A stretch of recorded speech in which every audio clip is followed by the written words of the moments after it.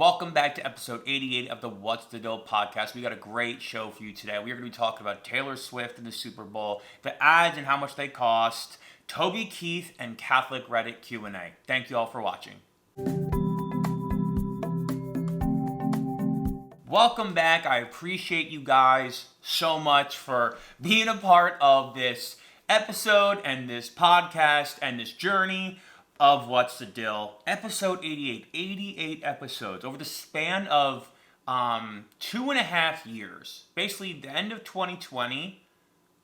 So 2020 into 21, 21 into 22, 22 into 23, 3.5 years. Wow. Okay, so this podcast has been around for 3.5 years. Took like a 18-month break in there for episodes, but it's been quite a journey, quite a ride. There's been a lot going on. I've had a child, one that's basically going to be here by probably the next time that I film this episode. Bell's palsy, jobs. So it's been quite a journey the past 3.5 years, and thank you to everyone who's been a part of this. I just always want to say thank you to you guys watching and listening, because that's a podcast is nothing without an audience and people tuning in. So thank you, and I want to keep serving you in your days and being a part of them. I want to thank you. So we're going to jump into the first topic for today.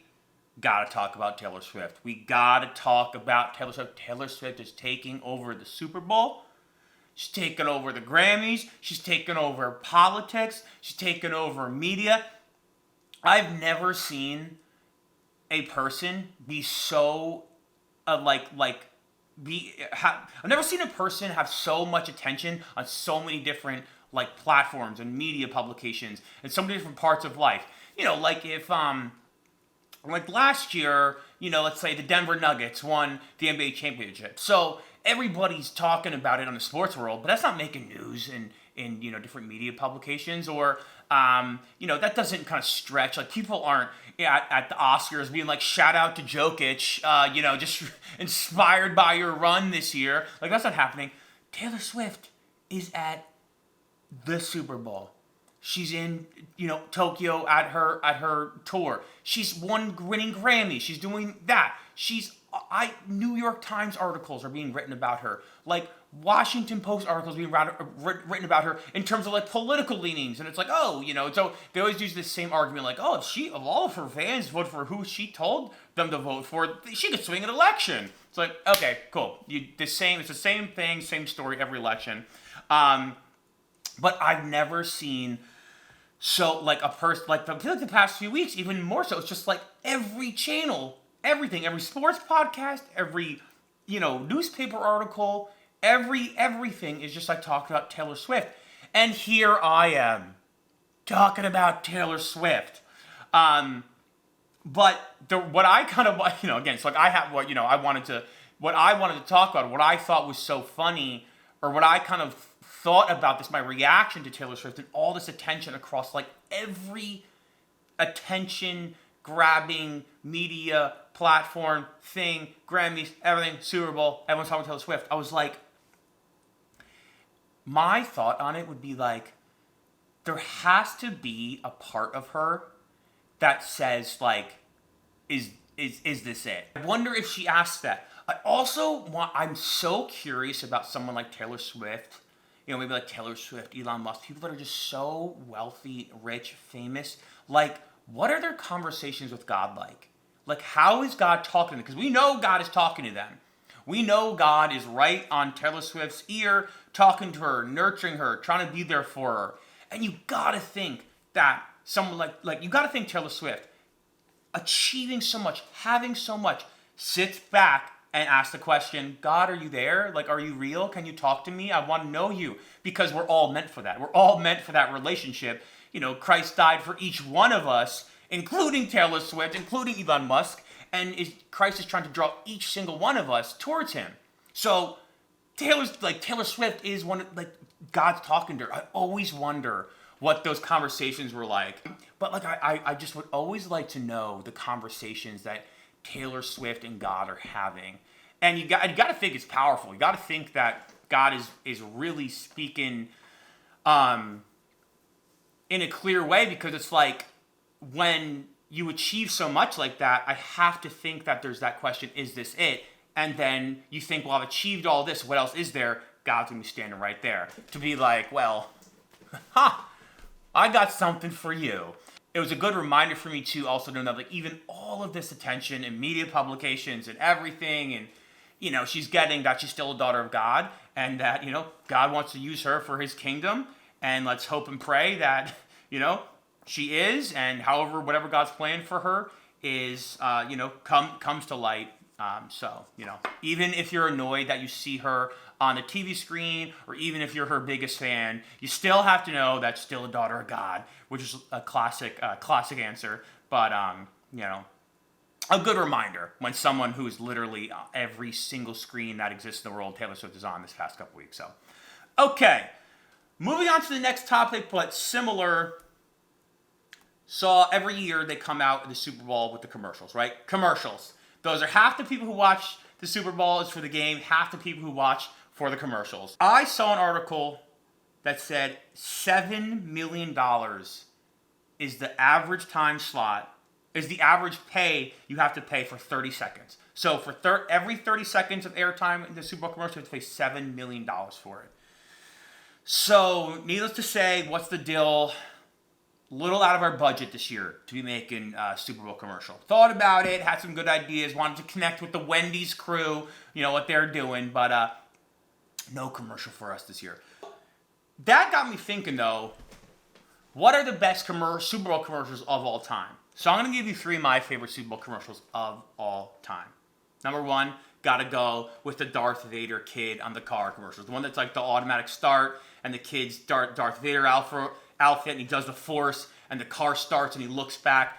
That was so cute. That was so classic. I love that one. I don't know why they don't bring that one back, or bring that kid back. He's probably like 18 by now. But I thought that was a great one. Another great one was the "What's Up, guys?" The "What's Up." Remember that? Some of you might not remember that. If you're a little bit younger, you might not remember that. But the "What's Up, guys?" for Budweiser in like the late 90s, early 2000s. I mean, dude, I was a 9-year-old watching that. The dude's going like, "What's up?" Dying, laughing. I was like, this is the peak of humor. This is the peak of comedy. This is the peak of humor. I don't know how I'll ever be able to laugh at anything ever again, because these "What's Up, guys?" and Budweisers have cracked the code for my 9-year-old brain. And this is the funniest thing I've ever seen in my life. I mean, I loved those commercials growing up. So I thought those are so funny. And those are classic. That's still like a very classic commercial. And then another one that I think is really classic, but it's more like the whole, like the Super Bowl vibe, is the Budweiser Clydesdales. Another Budweiser, the Budweiser Clydesdales. Those are so classic, done in so many different commercials. The one with the little dog, and then the dog is leading them. That was really cute. But the reason I also say that is because I saw the Budweiser Clydesdales one time. For work, I went up to St. Louis to visit the Anheuser-Busch headquarters up there. And got a whole tour of the place, was filming some stuff, and got to go into the stables to see the horses. They were washing some of the horses on the outside. I saw the caretakers. These Clydesdales, and this was off season. This was like, this was summertime. This was not like right before the Super Bowl, or right before a film set. These Clydesdales are taken care of 24/7. It's like they're the top employees. It's like Anheuser-Busch is probably like, all right, number 1 goal this year, make more money. Number 2 goal, we gotta keep these Clydesdales happy, okay? Like, they had food, they had like nameplates, they were being washed, there was people hand washing them. They were like Saudi princes. They're being taken care of so well. But I will say this, they were beautiful. I was like, I mean, I'm not like a horse guy. I'm not really like a big horse guy. I've never ridden a horse. But I saw them. I was like, oh my gosh, they were enormous. They were huge and enormous and beautiful, stunning. I was like, oh my gosh. No wonder these horses are movie stars. No wonder they're getting taken care of 24/7. They are gorgeous. I actually have some footage that I took on my own, so I own the rights to it. But they were incredibly beautiful. So I thought that was like funny because I thought that was fun because they literally live at the headquarters. The Clydesdales live at the headquarters of Anheuser-Busch in St. Louis. So like those Clydesdales that you'll see in the Super Bowl commercial you've seen before, they literally live at the headquarters. You know, they're like, I thought that was cool. They're not like hired horses. Nope, those Clydesdales are real. So we'll see if Anheuser-Busch does a Clydesdale commercial this Super Bowl, but those are some of my favorite commercials. Let me know what your favorites are. Maybe you don't even like commercials. Maybe you're one of those people who just wants to put the game back on, which I do too, but deep down I love commercials. So let me know some of your favorites. Okay, we're moving on. Moving on to a little bit of sad news, but you know, still in the news. Number one, Toby Keith died, and number two, King Charles of England has cancer.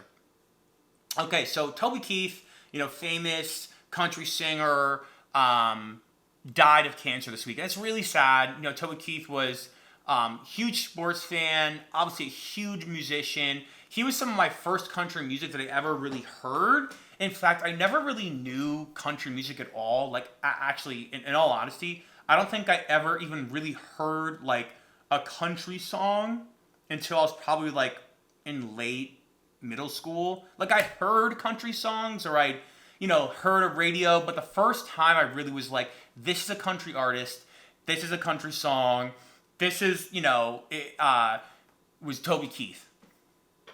And, you know, he had some classic, you know, and as I've gotten older, you know, I've kind of seen his catalog. You know, I Should Have Been a Cowboy, you know, the Red, White, and Blue, a lot of great songs. And so it was sad, you know, it was sad to see him go, you know, a legend like that. So, you know, what you hear is overall a really good dude. He was a huge sports fan, a huge Oklahoma Sooners fan. I think was like a diehard Oklahoma Sooners, particularly Oklahoma Sooner football fan, and just was like, I think, season ticket holder, like very involved in everything. So that's always so that's so fun to me. I'm like, that's what I already do that. I was like, and I know that like if I ever was a country star like that, I'd be even more so into like football and basketball. I just feel like, well, you know what? I got this time, you know, some of the day I'm gonna spend it following sports. I literally already do that. So so that was sad news. So God bless Toby Keith, rest in peace, Toby Keith, and all his family. Similarly, sad news, King Charles, the King of England, has cancer. You know, which is sad, you know, obviously, like he has such a different, you know, life than all of us, the King of England, the head of the Church of England. So that was sad news to hear. But also, on that note, on King Charles, it was like, if you ever want to know a little bit more about me, speaking of King Charles, I love the show The Crown. The Crown just ended, series finale, and had like 5 or 6 seasons. But I loved that show. You know, it's like hard to describe. I've said it to people before. I would never really recommend that show to someone because I know it could be painfully boring. But there's something about that show that I love. I mean, like the mystique of it. It's shot really beautifully. The writing is really good. But like, I love that show. I didn't think I was gonna like The Crown, but man, I really, really like that show. But something I thought was so interesting about that entire show, The Crown. So if you've never seen it, you know, I'm not going to, no spoilers, even though it's history, but basically, like, a driving theme of that whole show is that everyone has to submit their life, their desires, their wants to the crown. Like, King Charles, he wanted to marry a different girl, not Diana, Mrs. Queen Parker Bowles, like, the one he's married to now. Like, he was in love with her when they were kids, but they said no, like, she was divorced, she couldn't, she wasn't, like, royal enough. Okay, so he had to submit that, and that obviously he had a really, you know, tough relationship with Diana. His dad, King Charles, King Philip, or Prince Philip, he was like this really, you know, popular, like, navalman, midshipman, in the British Navy. And he was popular, had a career, and he wanted to do that and travel the world. But people basically told him, like, hey, like, you actually have to now fall in line, give up those titles, give up the kind of fraternity and brotherhood of the Navy, and basically go be like following the crown. And there's some great episodes in that show, him kind of like struggling with this, kind of like, I'm literally I'm my 27-year-old wife. I have to now follow her around the rest of my life and just like submit to the crown because it's the crown. There's a sister in there who wants to marry someone else and they don't let her, and so there's a lot of back and forths of everyone in their lives of how the crown affects all their lives, which I thought was an interesting take on the crown. It's not just like showing the lives, it's showing how people's lives are altered by the crown and the monarchy. Every single person in the monarchy's life, every single person in the monarchy's life was altered by the monarchy, and it was all for the crown. But it got me thinking though, like, no matter how powerful the crown is, or the king or queen of England, we know that like there's one true king, the King of Kings, and that when we are also all called to give up stuff in our lives, to submit to the King, God, Jesus. We're always going to be called to give up stuff at our core to draw closer to Jesus, but also as obedience toward God. We're all called to like obey the King, our King. But what I thought was so interesting, what I've always like seen such a distinction of, is that in that show, they all have a resentment towards what they give up because they gave up towards the crown. But in our lives, when we give it up, it's always for our benefit, and there is actually no resentment. We actually draw closer to the King when we give up things. Our lives are better for it when we give up stuff, when we sacrifice for God's kingdom. And we see that like the true crown, the true King can radiate through all human weakness. And we don't have to cower in front of the King. We actually get full access to the King. So where the crown of England, you kind of have to, like, you're not worthy to go near. You have to bend, genuflect everything. We have to be reverent towards God, but we get full access to the King of Kings 24/7. We get access to the King of Kings 24/7, and he wants that. His door is always open. So the true King of Kings, his door is always open for us, and we can walk through any time, because the cool thing is the King is not only the King of all the world and universe, but he's also our Father. So that I thought was really cool. I couldn't separate some of those themes from like king, being a king, kingdoms, God, the head of the church, all these things, because I feel like they're so closely related. So but gotta pray for King Charles. Hope that returns to health, and that everyone is able in his life is able to make it through these hard times. Okay, last topic for today, we are going to do Catholic Reddit Q&A. I was on the Catholicism Reddit page the other day, and I saw a good question that stuck out to me. I thought it'd be good to talk about, especially for men. So the question goes like this. The person asked, is caring about this wrong? Hey y'all, is caring about your looks, body, appearance, muscles, hairstyle, etc. wrong as a man? St. Peter says that men shouldn't care about how they look, but I struggle because I do care about my looks. I work out, I eat well, I try to find a hairstyle for my hair, etc. So I thought that was a really, really good question. Basically, is it vain to care about my body, my appearance, my looks? And I've actually had some recent insight into this as I've been, getting more healthy with my side of my face. My appearance is off. Can't move my face. It's different. So I've actually kind of been confronted with this idea of appearance, but also have confronted this in myself for a lot of my life. I think for guys, the line of vanity and caring about the looks and the body can be like a really fine line. Growing up, one time I remember went to school and I gelled my hair. Never gelled my hair. I never gel my hair, but I did. I was young. It was 5th grade. And I was like, oh, let me grab some of this gel, put it in my hair. People are gonna go crazy at school, with how awesome my new hairstyle is. Basically combed over, but a little bit of gel.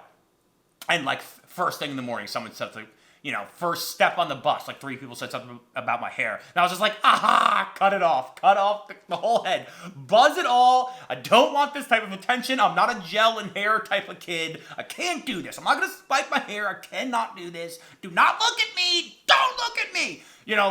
I was okay, wrong. I'm not doing that.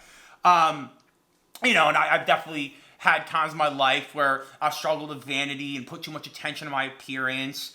But I've kind of come to this realization about an answer for this question. Basically, like, is it wrong to care about my looks? Is it wrong to be, putting attention to my appearance? This is my solution. This is my answer. It's all about what the purpose of the action is. The purpose of using gel in your hair, the purpose of working out, the purpose of having nicer clothes or nice clothes or just clothes, the purpose of getting nice haircuts, the purpose of my appearance. Because, we are people of community. We're social people. We interact with other people, and our appearance means something. That's why we get dressed up to go to church. What we dress means a little something. And again, it's not a mortal sin to wear jeans to church, but having nicer clothes when we go to church shows our reverence towards God. When you go to a really nice wedding, you don't just come in shorts. There's actually the Bible story about that, right? Like the man who hosts the wedding and the parable about them kicking out the people who aren't dressed well. And, you have to show respect towards the people, the institution, the places you're going by your looks and by your appearance. But it's all about purpose. Because you dress up to go to church, but your purpose is to honor God. You dress up when you go to a wedding, you put your hair nice and you shave because your purpose is to honor the couple and honor the parents of the couple who are there, and you show honor towards that. Wearing something nice to work or to school shows that you're ready to do a good job and you're not looking lazy, you're not looking lackadaisical with your appearance. So if you then start going deeper, like, well, what about getting a nice haircut? Well, I think, I like a good haircut. I think that having a nice haircut is kind of in that look good, feel good, play good, work good kind of, ballpark. And so, yeah, if you're spending $300 on a haircut and you're fishing for compliments and you want people to say how good your hair looks and you're getting that every other week, that might be an inordinate amount of attention to your hair. But having a great haircut that makes you kind of feel more comfortable and confident in your skin, that is going to then give you the better ability to maybe work or go to school, and you kind of do that well, that's good too. Now again, we have to have a conscience. If I feel like I'm going into work and I want people to compliment my haircut and I want people to notice it, well, that's not about feeling comfortable in my appearance. That's now vanity. That's now crossed the line. So you got to be honest. What's the purpose of it? Why am I getting a nice haircut? Working out, muscles, I love working out. I love fitness. I've been, I was an athlete growing up. I've been working out for years. If I work out just so people compliment my muscles, that's vanity. But if I work out because the act of exercise helps clear my brain and keeps my mental health right, that's a good thing. That helps me be a better father, better husband, better worker, better friend.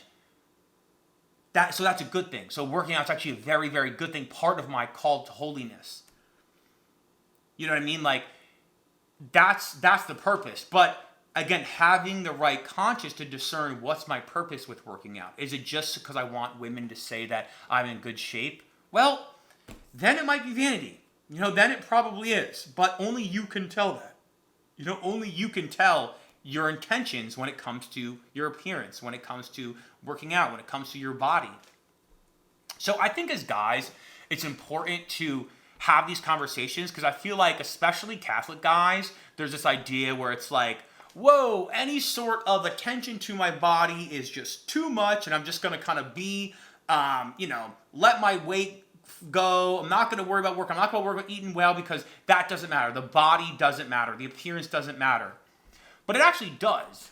Again, working out helps your mental health, helps your mental fitness. Being in good shape and actually helps with kids, bending down, running around, being in shape to play with my kids. My first son is, my son is 18 months old. He already has me running around like crazy. Got to put attention to my body. In fact, my knees, I've had bad knees the past 6, 7, 8 years. I went into overtime to try to get my knees better in terms of physical therapy and, foam rolling and just working extra hard to rehab my knees because I was like, I have to be able to bend down to pick up my kids. So that was an intention for me. I was like, I spent money to go to see a doctor here, like a physical therapist, a great physical therapist here in Austin.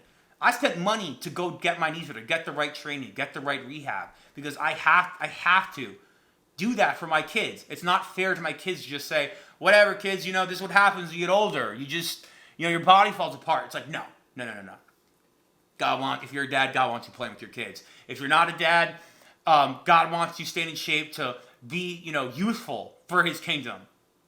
So I think that it's important to care about your body and your appearance in terms of how it can serve your life and your ministry and your holiness. That it's not about me, it's about how these things serve the everyday things in my life. There's a great guy on social media and in the world. He's his guy. I had him on the podcast a couple months ago. His name's Catholic Warrior Fitness. His name's Isaac, and he actually, if you're a guy and you're looking for some inspiration in terms of like faith and fitness, Catholic Warrior Fitness, had him on the podcast. He is great. He's an inspiration. He's doing really great work in his ministry because he is taking guys and like leveling up their entire life through fitness. He's like challenging guys to their physical peaks and then seeing how far we can take them in their spiritual peaks and the connection between the mind and the body. He just like really, it's a really great marriage that he has between the mind and the body. So his ministry is great. So if you're looking for a guy who is really good like that, Catholic Warrior Fitness, he has so many great resources and so many great teachings for why taking care of your body is important. So I don't know if you're going to see this, the person that wrote this. I'm not going to put their screen name on blast because they could not want that at all. So if you happen to see this, I think that's my ideas of the purpose and how that your body and appearance serves the things in your life, and that you have to have a good conscience when it comes to vanity. You have to know your intentions.